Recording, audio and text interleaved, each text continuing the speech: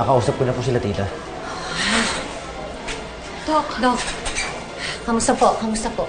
May tinahi po kaming sugat sa paa niya. Pero hinihintay pa po namin ang resulta ng lab test at x-ray test ni Catherine. Babalikan po namin kayo kagad as soon as magkaroon ng panibagong update. Thank you po. Salamat po, Dok. Salamat. Excuse me po.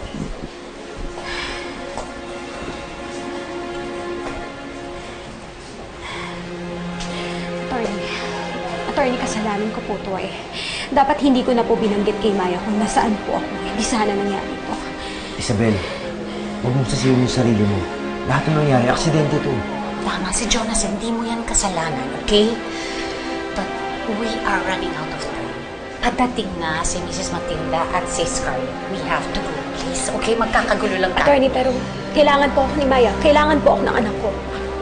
Isabel, paano ang TRO? We have to go. Come on. Attorney, hindi. Makulong na ako kung makulong. Basta makita ko yung anak ko, kailangan makita ko siya. Talagang ipakukulong kita. Scarlett, I'm sorry. Nandito lang naman kami para tumulong sa anak mo. Wala naman kaming ibang pakay pa eh. I mean, it's through her efforts kung bakit nakita natin yung bata. Kaya lang kami nandito, gusto lang namin tumulong. So thank you. Pero nahuli ko pa rin siya. Nandito siya kahit hindi siya pwede dito pumunta. Paano ba yung Isabel? Nilabag mo yung restraining order mo? O ihanda mo na yung sarili mo na mabulok sa kulungan? Oo, handa akong makulong. Basta payagan mo lang akong lumapit kay Maya. Bakit? Doktor ka ba? Ha? Doktor ka ba? Tama na.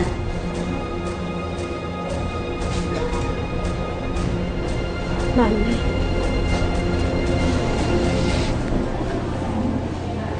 Mama Tilda. Ina rin po kayo. Nararamdaman niyo po yung nararamdaman ko. At alam ko po, kailangan po ako ng anak ko. Kailangan ko po siyang damayan.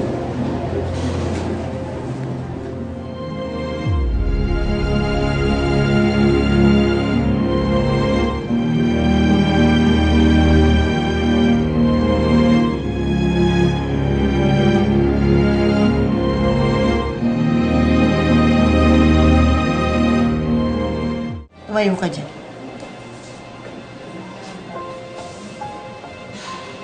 Oo, naging ina rin ako. Pero baka nakalimutan mo. Ikaw ang dahilan kung bakit naputol ang pagiging ina ko. Namatay si Javier dahil sa paghabol sa'yo. Patawarin niyo po ako. Pinapatawad kita sa pagpunta mo rito sa ospital. Dahil ikaw ang naging daan para makita namin ang apo ko. Pero huwag kang lalapit kay Catherine. Ibigay mo sa amin ang pagkakataong ito na kami naman ang dumamay sa kanya.